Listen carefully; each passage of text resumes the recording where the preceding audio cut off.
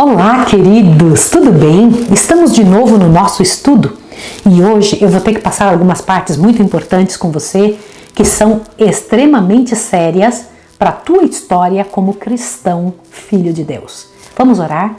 Querido Deus e amado Pai, obrigada, Senhor, por ter deixado a tua palavra, a Bíblia, por ter nos dado a oportunidade de estudar e de saber qual é a tua vontade. E agora, Senhor, queremos exercitar estes conhecimentos, estas coisas que precisamos saber. Em nome de Jesus.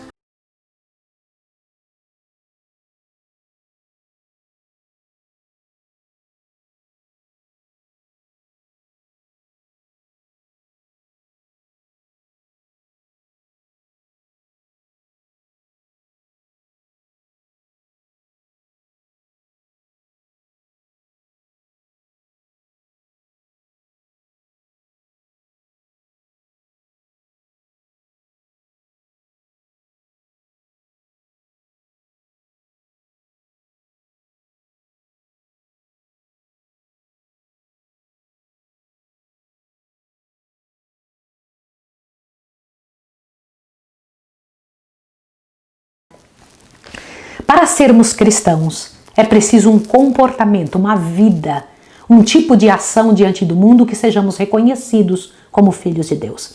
O cristão, a primeira coisa que ele precisa sempre, além de confiar em Deus, além de entregar-se ao Senhor Jesus Cristo, entender do sacrifício de Jesus para a sua vida, é estudar a palavra. Estudar, continuar estudando todos os dias. O cristão estuda todos os dias. Na verdade, a grande armadura do cristão contra as artimanhas do inimigo, nesta grande guerra que estamos batalhando, que estamos vivenciando todos os dias, é manter a palavra dentro do coração. Esta é a armadura do cristão. Você e eu precisamos disso. Esta armadura, ela possui escudo, ela possui capacete. O Senhor Deus tem toda a sua maneira de trabalhar frente a isso, para nos ensinar como é que temos que lutar. Veja, por favor, uma pergunta que eu quero te fazer.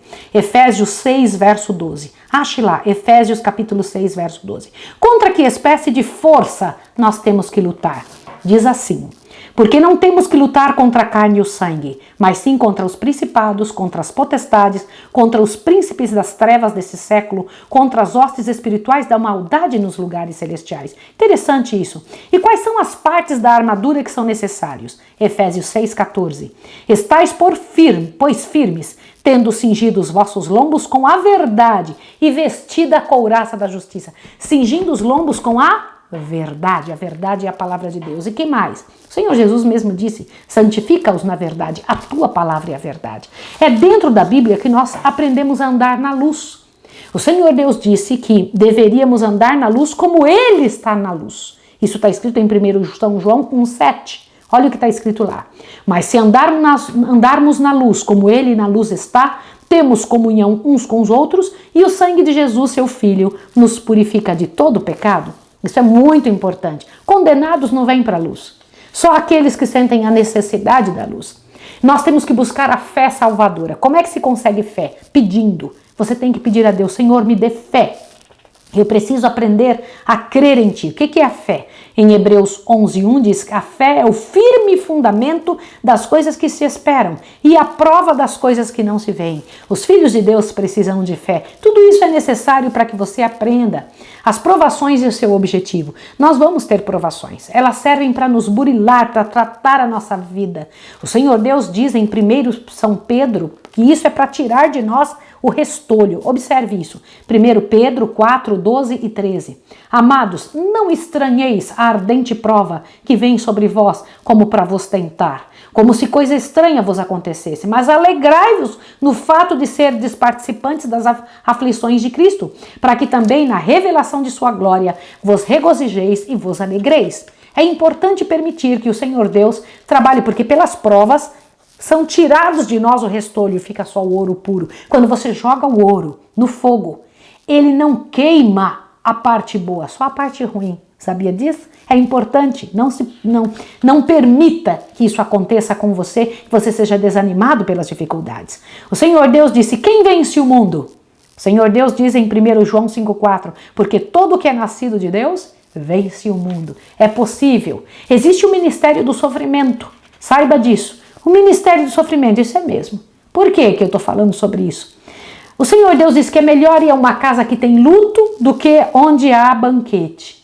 Por quê? Porque faz você meditar e pensar sobre as coisas. O Senhor Deus disse que Davi, quando deixou escrito na Bíblia, pediu que algo lhe fosse ensinado. O que era? Ó, faze-me conhecer, Salmo 90, verso 12. Faze-me conhecer, Senhor, o meu fim e a medida dos meus dias qual é, para que eu sinta quando sou frágil.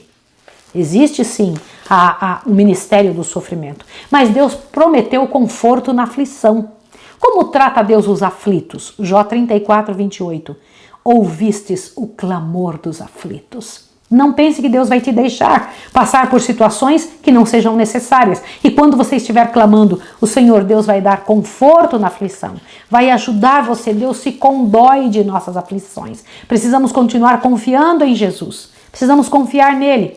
O Senhor Deus promete paciência, a Bíblia nos ensina a ter paciência. Existem várias atitudes e vários predicados excelentes da vida do cristão que o Senhor Deus nos ensina ao estudarmos a palavra. O Senhor nos ensina a termos contentamento.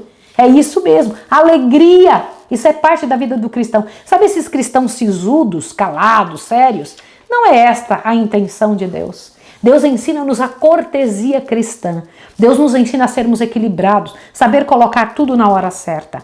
Confissão de faltas e perdão mútuos. Isso é importante também para quem chegou na igreja e tem que saber o dever da animação, o dever de buscar ajudar as pessoas que estão em miséria. Perdão para você, perdão para as outras pessoas. A união dos crentes é outra bênção do cristianismo. Nós aprendemos a nos unir com os crentes. Em que consiste esta unidade? O Senhor Deus disse, eu e meu Pai somos um. Foi isso que Jesus Cristo disse.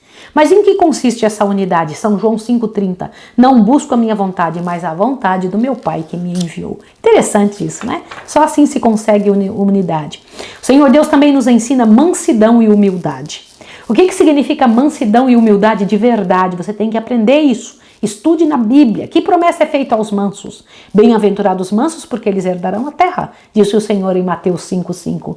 E o Senhor Jesus disse de seu próprio caráter, tomai sobre vós o meu jugo e aprendei de mim que sou manso e humilde de coração, e encontrareis descanso para a vossa alma.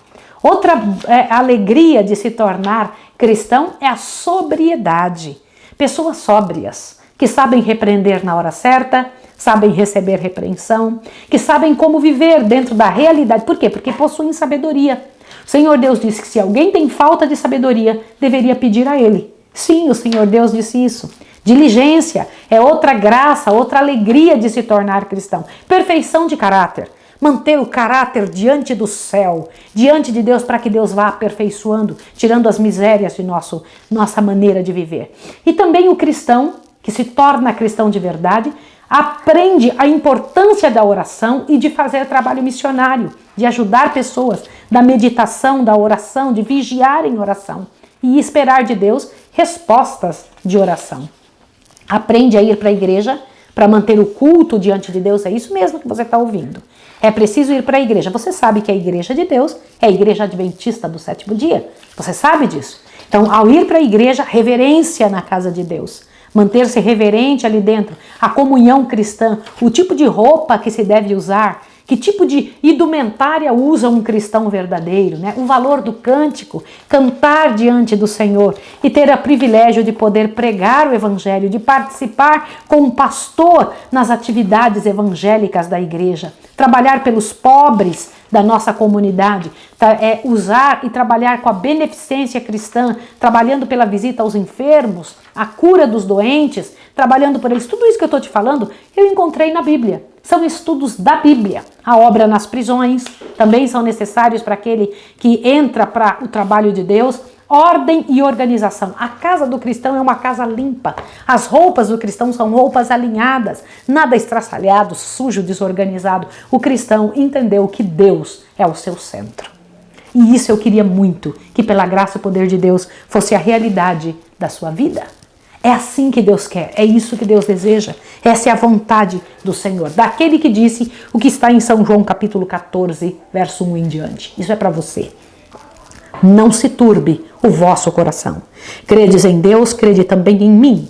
Na casa de meu Pai há muitas moradas. Se não fosse assim, eu vou-lhe teria dito, pois vou preparar-vos o lugar. E quando eu for e vos preparar lugar, virei outra vez e vos levarei para mim mesmo, para que onde eu estiver, estejais vós também. Por que Jesus disse isso? Abra bem seu ouvido agora. Nós um dia vamos morar com Ele. E se vamos morar com Jesus, e vamos morar mesmo, precisamos, pela graça e poder de Jesus Cristo, Filho de Deus, termos a alegria de aprender a viver a vida de lá, já aqui. Por isso eu te disse todos estes itens. Como é importante você aprender como vive alguém que se entregou a vida ao ministério de Jesus Cristo. Vou orar com você agora. Vamos orar? Querido Deus e amado Pai, que essa pessoa que me ouviu encontre na Bíblia, Senhor Deus, todas as informações necessárias para nos tornarmos, pela Tua graça, pelo Teu poder, aquilo que o Senhor imaginou, que o Senhor planejou para aquele que se entrega, que entrega a vida a Ti. Em nome de Jesus. Amém. Que Deus abençoe você e até o próximo estudo. Um abraço.